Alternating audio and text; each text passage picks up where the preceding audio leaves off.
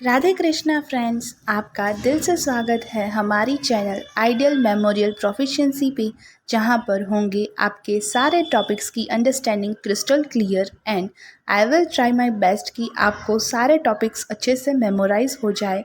So without wasting much time, let's get started. Organelle of medicine the book के बारे में हम detail में देख रहे थे, जिसमें introduction of Organon of Medicine book, फिर precursors of Organon of Medicine book, meaning and origin of the word Organon, style of writing जिसमें एफोरिज्म्स और फुटनोट, ऑर्गेनल ऑफ मेडिसिन की definition, aim and object, title और importance, और editions of Organon of Medicine में first edition और second edition. यहाँ तक हमने सारे वीडियोस में देख लिया है, जिसकी लिंक डिस्क्रिप्शन बॉक्स में दी गई है। अब देख रहे हैं ओडे सपियर, जो कि सेकंड एडिशन में दिया गया है।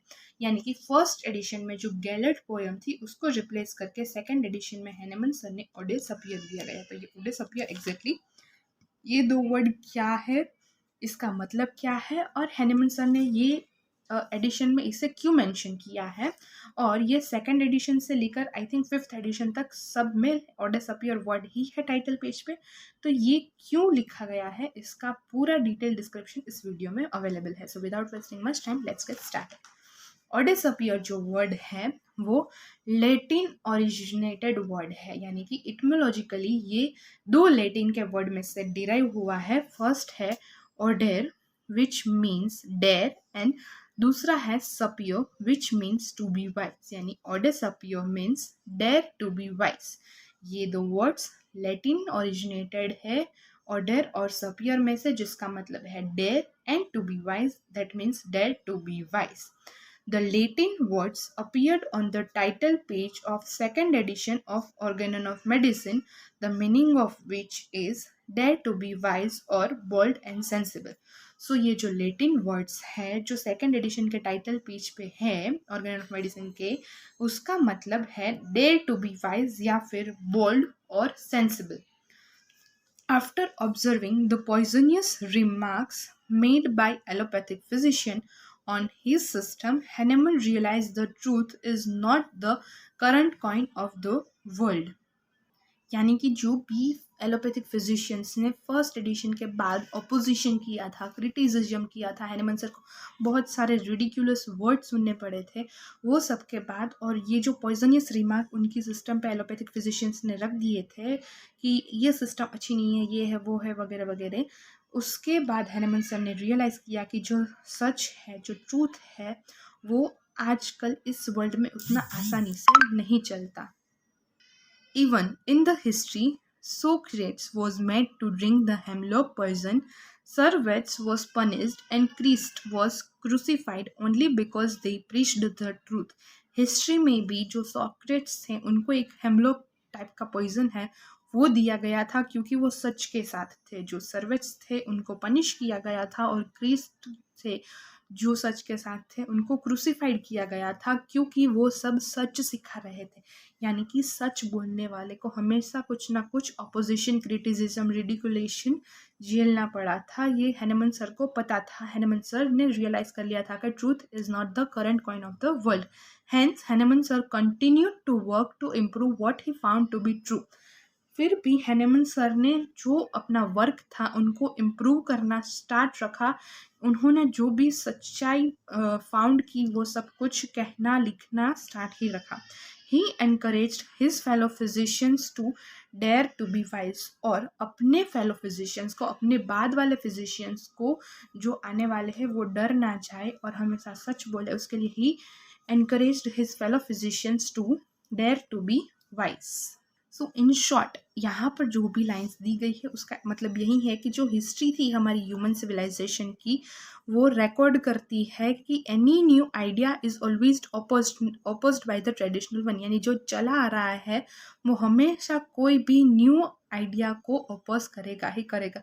Revealing truth is liable to be suppressed, और ट्रूथ अगर आप रिवील करेंगे तो वो सप्रेस करने की कोई ना कोई तो ट्राई करेगा ही। So history of human civilization records the any new idea is always opposed by traditional one and revealing the truth is liable to be suppressed। इसीलिए हैनेमन सर ने अपने फेलो फिजिशियंस को एनकरेज करने के लिए बताया कि aude sapere means dare to be wise. After the publication of the first edition, allopathy strongly criticized, ridiculed and abused Hahnemann sir. So first edition के पब्लिकेशन के बाद एलोपैथ्स थे, उन्होंने स्ट्रांगली यानी जो भी एलोपैथिक फिजिशियंस थे उन्होंने सब ने मिलकर इस सिस्टम को क्रिटिसाइज किया, हैनेमन सर को क्रिटिसाइज किया, रिडिक्यूल मतलब बुरा भला कहा, अब्यूज्ड किया, अब्यूजिव वर्ड्स यूज किया हैनेमन सर के लिए। इतना ज़्यादा क्रिटिसिज्म हैनेमन सर को फेस करना पड़ा। 3 monthly journal were started only to denounce homeopathy. 3 journals उस समय स्टार्ट हुई सिर्फ और सिर्फ होम्योपैथी को भला बुरा बोलने के लिए। Professor Baker of Berlin wrote a separate book against homeopathy, और जो प्रोफेसर थे बेकर ऑफ बर्लिन नाम के, उन्होंने होम्योपैथी के अगेंस्ट एक सेपरेट बुक ही पूरी की पूरी लिख डाली कि होम्योपैथी है वो अच्छी सिस्टम नहीं है, उसके ऊपर यानी क्रिटिसिज्म के लिए। 3 मंथली जर्नल स्टार्ट हुई, professor of Baker of Berlin ने एक नई बुक लिख दी। Most of the Hahnemann's followers were terminated from the medical practice and prosecuted by the law, और जो भी हैनेमन सर को फॉलो कर रहा था, उनके फेलो फिजिशियंस थे, उनके फॉलोवर्स थे, उन सब की मेडिकल प्रैक्टिस में से उन लोगों को निकाल दिया गया, मेडिकल प्रैक्टिस बंद करवा दी, और प्रोसिक्यूटेड बाय द लॉ मतलब उनको कोई ना कोई लॉ के अंडर में प्रोसिक्यूटेड यानी उसके ऊपर कार्यवाही चालू कर दी। Hufeland, the owner of the Hufeland journal, thought if homeopathy succeed the scientific medicine would die.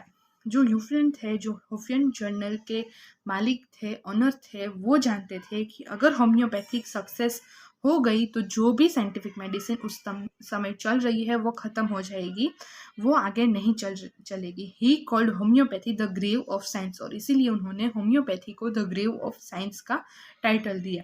He wrote an essay called die homoeopathy, और उन्होंने लिखा होम्योपैथी पे एक ऐसे जिसका टाइटल था die homoeopathy. A monthly journal anti organon was published in 1810, और एक मंथली जर्नल पब्लिश हुई anti organon in 1810। Doctor Simon started another journal by the name anti homoeopathic archive, और डॉक्टर साइमन थे, उन्होंने भी एक नई जर्नल स्टार्ट कर दी एंटी होम्योपैथी आर्चिव नाम से। सो 3 मंथली जर्नल स्टार्ट हुई थी, फिर प्रोफेसर बेकर ऑफ बर्लिन ने एक सेपरेट बुक लिखी, फिर हैनेमन सर के जो भी फॉलोवर्स थे, मेडिकल प्रैक्टिशनर्स थे, जो उनको फॉलो करते थे, फेलो फिजिशियंस थे, उनको उनकी प्रैक्टिस से टर्मिनेट करके लॉ से प्रोसिक्यूट करवाया गया। यूफ्रेंड जर्नल में जो यूफ्रेंड थे उनके ऑथर, वो जानते थे कि अगर होम्योपैथी सक्सीड हो गई तो जो साइंटिफिक मेडिसिन है वो सारी ख़त्म हो जाएगी, दे वुड डाई। सो उन्होंने होम्योपैथी को द ग्रेव ऑफ साइंस बोला, और उन पे ऐसे लिखा डाई होम्योपैथी। फिर जो एंटी ऑर्गेनन नाम की जर्नल है वो 1810 में पब्लिश हुई, और डॉक्टर साइमन ने स्टार्ट की एक नई जर्नल एंटी होम्योपैथिक आर्चिव नाम से। Doctor Hornburg, a follower of Hahnemann, was jailed and his chest of medicine was confiscated and subsequently buried with public celebration in a burial ground। और जो doctor हॉर्नबर्ग थे, जो Hahnemann को follow करते थे, उनके एक फेलो फिजिशियंस थे, उनको जेल भेज दिया गया, और उनकी जो मेडिसिन की पूरी जो सारा मेडिसिन का कलेक्शन था वो सारा कॉन्फाइन किया गया, मतलब सब कुछ समेट कर सब्सिक्वेंटली जो पब्लिक सेलिब्रेशन के साथ ब्यूरियल ग्राउंड में उसको बरी कर दिया गया। यानी इतना सारा क्रिटिसिज्म फेस करना पड़ा हैनेमन सर को फर्स्ट एडिशन के पब्लिकेशन के बाद। Have courage of your own convenience, dare to be wise, ऐसा रिचर्ड हेल ने कहा है। रिचर्ड हेल जो थे वो थे बायोग्राफर ऑफ सर हैनेमन, और उन्होंने कहा था कि have courage of your own convenience और डेयर टू बी वाइज, यानी कि बायोग्राफी लिखते समय ये वर्ड उन्होंने वहाँ पर लिखा था क्योंकि वो कहना चाहते थे कि हैनेमन सर ने इतना सारा क्रिटिसिज्म फेस किया, फिर भी वो अपनी कन्वीनियंस के हिसाब से डेयर टू बी वाइज का मोटिव है उसको लेकर, अपनी नई सिस्टम को लेकर, और जो उसका एकमात्र मिशन है टू क्योर द पेशेंट, उसके लिए वो लगे रहे। Have courage of your own convenience and dare to be wise, Richard Hale. फिर ओडेस अपियर है, ये एक क्वोटेशन है जो फर्स्ट टाइम यूज हुआ था मेडिसिन ऑफ एक्सपीरियंस में एज कंक्लूडिंग वर्ड्स, यानी कंक्लूडिंग वर्ड्स के रूप में मेडिसिन ऑफ एक्सपीरियंस में ये यूज़ किया गया था। But it pleased Hahnemann sir so well that he adopted it in the Organon of Medicine as motto. वो वहाँ पर as a concluding word use हुआ था, लेकिन फिर उसके बाद ये दो वर्ड और डिसअपियर हैनेमन सर को इतने अच्छे लग गए कि उन्होंने ये दो वर्ड्स को ऑर्गेनन ऑफ मेडिसिन में एज एन मोटो यूज कर लिया in second edition. Hahnemann sir was aware of the danger of being a wise man, यानी हैनेमन सर जानते थे कि अगर वो अपने अच्छाई के रास्ते पर चलते रहे तो उस पर कितना खतरा है. His father moral teachings gave Hahnemann sir the courage to face the adverse condition. लेकिन हैनेमन सर की जो फादर की एडवाइस थी, prove things and hold fast that which is good, वो उन्होंने याद रखा. मॉरल टीचिंग्स को, जो भी और भी मॉरल टीचिंग्स थी उनको याद रखा, और यही सब चीज़ें हैनेमन सर को करेज देती थी ये एडवर्स कंडीशन को फेस करने के लिए. Hence Hahnemann sir use the word और डिसअपियर, और इसीलिए हैनेमन सर दूसरों को एनकरेज करने के लिए, अपने फेलो फिजिशियंस को एनकरेज करने के लिए और डिसअपियर नाम के दो वर्ड्स का यहाँ पर यूज करते हैं. He got these words from the old church of Saint Francis near the Prince School of Mizzen. So इन्होंने ये दो वर्ड है, वो ओल्ड चर्च थी जो सेंट अफ्रामा, वो near Prince School of Meissen के पास जो सेंट एफ्रामे चर्च थी, ओल्ड चर्च, वहाँ से उनको ये दो वर्ड मिले थे. The quotation of the Roman poet Horace book Odes was used by Hahnemann for the first time on the title page of Medicine of Experience. जो Roman poet थे हेरेस, उनकी बुक का ओडेस वर्ड था, वो Hahnemann sir ने first time medicine of experience में as a title page पर use किया था, कंक्लूडिंग वर्ड्स की तरह, जैसा कि मैंने पहले देखा. लेकिन वहाँ से उनको ये इतना फैसिनेट कर गया कि हैनेमन सर ने इसको बाकी के एडिशंस में एज अ मोटो यूज़ किया. The word pleased Hahnemann sir so much that he retained these words up to 5th edition of Organon. क्योंकि 6th एडिशन का एग्जैक्टली नहीं पता है कि उसमें ये वर्ड्स दिए गए थे कि नहीं. कुछ बुक्स बताती है कि दिए गए थे, और कुछ बुक्स बताती है कि रिचर्ड हेल ने ये बुक को पब्लिश करवाया था. 6th एडिशन की बुक को जिसने भी पब्लिश करवाया था, उन्होंने वो बुक में अपना नाम, ऑथर ने अपना नाम बड़े अक्षर में रखा है, फिर नीचे हैनेमन सर का नाम लिखा है, और जो डिसअपियर वर्ड है वो नहीं लिखा है. तो इसीलिए 6th एडिशन में ये वर्ड है या नहीं ये कंफर्म नहीं है. इसीलिए 5th एडिशन तक ये वर्ड फिर 2nd से 5th तक यूज हुए हैं. Significance of disappear in today's world. तो आज का जो हमारा वर्ल्ड है उसमें जो इम्पोर्टेंस क्या है, सिग्निफिकेंस क्या है, ये दो वर्ड और डिसअपियर का. तो even today homoeopaths are criticised as placebo doctor. आज की दुनिया में भी होम्योपैथ्स है, उनको क्रिटिसाइज किया गया है प्लेसिबो डॉक्टर्स की तरह, कि भाई क्या ही है, 4 मीठी मीठी गोलियां खिलाकर कोई दवाई थोड़ी ही ठीक कर सकती है किसी भी पेशेंट को. लेकिन नहीं, ऐसा नहीं है. बिल्कुल हम होम्योपैथ्स है और हमें इस बात का गर्व है, और हमारी जो मीठी मीठी गोलियां है वो मिठास के साथ साथ पेशेंट को क्योर तक ले जाती है, कोई भी तकलीफ दिए बिना, ना कि किसी कड़वी दवाई जो अंदर जाके सप्रेशन पेलिएशन करके बॉडी को और ख़राब करेगी वगैरह वगैरह. लेकिन ये सब कुछ हम आज भी फेस करते हैं, आज भी क्रिटिसिज्म प्रेजेंट है होम्योपैथ्स के खिलाफ. And the media and the majority of the dominant medical fraternity यानी कि allopathy are denouncing the system. ये सारे मिलकर हमारी सिस्टम को डिनाउंस कर रहे हैं कि ये सिस्टम अच्छी नहीं है, ये है वो है, क्रिटिसाइज कर रहे हैं, रिडिक्यूलस बोल रहे हैं, अब्यूज कर रहे हैं आज भी. यानी हैनेमन सर के टाइम से लेकर अभी तक यह क्रिटिसिज्म चल रहा है, लेकिन तभी ज़्यादा होगा. और आज कुछ लोग, या फिर बोल सकते हैं कि आधे लोग मान चुके हैं कि होम्योपैथी का ज़माना है, होम्योपैथी क्यूरेटिव मेथड है और बेनिफिट्स उसके है. सो 50-50 का हो सकता है रेशियो, लेकिन क्रिटिसिज्म फिर भी प्रेजेंट है. सो only dare to be wise attitude can allow the true physicians to practice their discipline.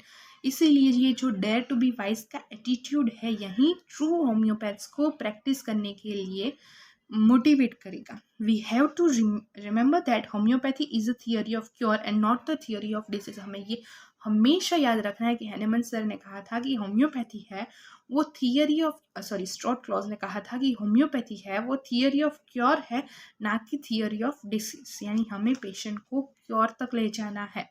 The dynamic homoeopathic medicines are intended to cure the patient and not prepared to test their efficiency in the laboratories. हमारी जो dynamic medicine है, homeopathic medicine, वो patient को cure तक ले जाने के लिए है, पेशेंट की कंडीशन को क्योर करने के लिए है, पेशेंट को बेस्ट रिजल्ट्स देने के लिए है, ना कि लेबोरेटरी में अपनी एफिशिएंसी, अपनी जो कुशलता है उसको प्रूव करने के लिए, अपने आप को प्रूव करने के लिए नहीं है कि होम्योपैथिक मेडिसिन वर्क करती है। वो लेबोरेटरीज में वर्क नहीं करती, वो ह्यूमन बॉडीज पे वर्क करती है और बेस्ट रिजल्ट्स देती है, more better bestest than allopathic medicine and other suppressive palliative methods of treatment से तो कहीं ज़्यादा अच्छी। So the dynamic medicines of homeopathic medicines are intended to cure the patient and not prepared to test their efficiency in the laboratories. The many number of patients getting benefits by the system are the standing examples of its superiority over other system. यानी कि जो many number of patients है जो इसको इस system से benefits मिल रहे हैं, क्योर मिल रहा है, प्लस पॉइंट्स है, वो सारे स्टैंडिंग एग्जांपल्स है कि होम्योपैथी बाकी सिस्टम से कैसे सुपीरियर है, बेटर है, बेस्टेस्ट है. But the above state is slowly changing as the physician of dominant school started realizing the efficiency of homeopathy in the field of therapeutics. लेकिन ये जो above statement है वो slowly change होता जा रहा है क्योंकि जो physicians है dominant medical school के वो भी कहीं ना कहीं realize कर पा रहे हैं कि होम्योपैथी इस लिटिल बिट धीरे धीरे एफिशिएंट होने वाली है फील्ड ऑफ थेराप्यूटिक्स में भी, उसकी एफिशिएंसी का रियलाइजेशन उनको भी हो रहा है. इसीलिए हनुमान सर कहते हैं कि ओडे सपियर वाला एटीट्यूड रखना है, यानी कि ओडर वर्ड में से डिराइव हुआ है और सपियर वर्ड में से, ये दोनों लैटिन वर्ड है. ओडर का मतलब है डेयर, टू डेयर, एंड सपियर का मतलब है टू बी वाइज, यानी कि डेयर टू बी वाइज. तो ओडे सपियर मतलब dare to be wise. Quick revision में फटाफट देख लेते हैं. Aude sapere word Latin word से ओरिजिन हुआ है. ऑर्डर and sapere, dare to be wise, मतलब है इसका dare to be wise. First edition में नहीं यूज हुआ था ये वर्ड. फर्स्ट एडिशन में इससे पहले गैलेट पोयम थी. सेकंड एडिशन में ये वर्ड यूज हुआ है जिसमें ये ऑर्डर सपियर से रिप्लेस हुआ है. ऑर्डर सपियर का मतलब है, हनुमान सर ने बताया है कि डेयर टू बी वाइज, क्योंकि हनुमान सर जानते थे कि जो भी उन्होंने फर्स्ट एडिशन के बाद क्रिटिसिज्म फेस किया है उसके बाद हनुमान सर को पता था कि सच बोलना कितना कठिन होने वाला है. इसलिए अपने फेलो फिजिशियंस को, मतलब वो बताते हैं कि हिस्ट्री में भी ह्यूमन सिविलाइजेशन ने रिकॉर्ड किया है कि जो भी कोई भी नया आइडिया है वो हमेशा ट्रेडिशनल आइडिया से अपोज हुआ ही है और ट्रूथ हमेशा सप्रेस करने की कोशिश, सच को हमेशा दबाने की कोशिश की जाती है. इसीलिए हनुमान सर अपने फेलो फिजिशियंस को इंस्पायर करने के लिए, एनकरेज करने के लिए ये दो वर्ड्स का यूज़ करते हैं, डेयर टू बी वाइज. और फर्स्ट एडिशन के पब्लिश के बाद जो भी क्रिटिसिज्म हनुमान सर ने फेस किया था, जैसे कि 3 नई जर्नल स्टार्ट हो गई थी, प्रोफेसर बेकर ऑफ बर्लिन ने पूरी बुक लिख डाली थी, फिर हनुमान सर के फॉलोवर्स थे उसको प्रैक्टिस से टर्मिनेट किया गया था और प्रोसिक्यूटेड बाय लॉ, मतलब वो लॉ के अंडर प्रोसिक्यूटेड हुए थे. फिर यूफ्लेन जर्नल ने बताया था, यूफ्लेन जो थे उन्होंने यूफ्लेन जर्नल में बताया था कि if homoeopathy succeed the science medicine would die, यानी कि साइंटिफिक मेडिसिन मर जाएगी अगर होम्योपैथी सक्सेस हो गई तो. इसीलिए उन्होंने बताया था कि homoeopathy is the grave of science, और उन्होंने ऐसे लिखा था डाई होम्योपैथी पे. फिर एंटी ऑर्गेनन नाम की एक जर्नल स्टार्ट हुई 1810 में, और डॉक्टर साइमन ने लिखा एक another journal anti homeopathic archive नाम से, और डॉक्टर हॉर्नबर्ग थे उनको जेल भेजा गया और उनकी सारी मेडिसिन को एक ग्रैंड सेलिब्रेशन के साथ ब्यूरियल ग्राउंड में बरी किया गया. इसीलिए हनुमान सर कहते है कि हमें ऑर्डर सपियर यानी कि डेयर टू बी वाइज का एटीट्यूड हमेशा रखना चाहिए. और उनके बायोग्राफर रिचर्ड हेल ने भी लिखा है कि have courage of your own convenience and dare to be wise, यानी आप के लिए जो कन्वीनियंट है, जो बेस्ट है, उसके लिए अपने आप से करेज रखे और डेयर टू बी वाइज.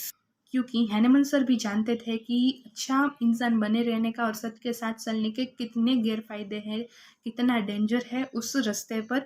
लेकिन फिर भी हनुमान सर खुद अपने फादर की सारी मोरल टीचिंग से इंस्पायर होते थे, करेज में रहते थे और सारी एडवर्स कंडीशन को फेस करते थे और अपने फेलो फिजिशियंस को भी इंस्पायर करते थे और एनकरेज करते थे. और इसीलिए उन्होंने स्टार्टिंग टाइटल पेज पे लिखा है ऑर्डर सपियर.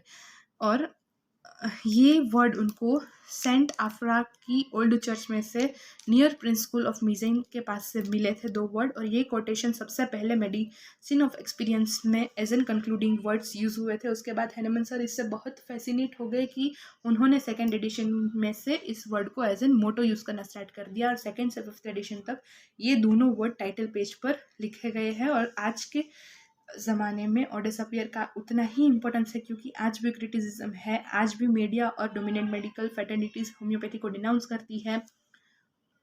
इसीलिए हमें भी आज ये डेयर टू बी वाइज वाला एटीट्यूड रखना पड़ेगा, क्योंकि उसके बाद ही हम जो ट्रू होम्योपैथ्स है वो डिसिप्लिन से अच्छे से हमारी होम्योपैथी को प्रैक्टिस कर पाएंगे। और होम्योपैथी है वो थियोरी ऑफ क्योर है, ना कि थियोरी ऑफ डिसीज।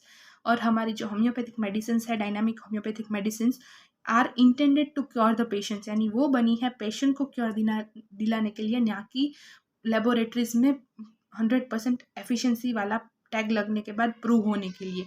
वो ह्यूमन बींग्स पे प्रूव होती है, ह्यूमन बींग्स पे क्योर देती है, और उसके रिजल्ट्स आ रहे हैं, ऐसा नहीं है कि रिजल्ट्स अवेलेबल नहीं है। और इसका जो सबूत है वो नंबर ऑफ पेशेंट्स जो उससे बेनिफिट्स ले रहे हैं इस सिस्टम से, वही इसका बेस्ट एग्जाम्पल है, और सुपीरियरिटी ऑफ होम्योपैथी को दिखाते हैं दूसरे सिस्टम्स के खिलाफ। But the above statement is slowly changing as the physicians of dominant schools started realizing that the efficiency of homeopathy in the field of therapeutics is increasing. So, Odesapir, dare to be wise. is यहाँ तक खत्म। अब next video में देखेंगे 3rd edition. Thanks for watching. Thank you so much guys for watching this video till now. और अगर आपको ये वीडियो थोड़ा सा भी हेल्पफुल लगा हो, आपको ये वीडियो अच्छा लगा हो, then please like the video, share the video and subscribe to my channel. Thank you.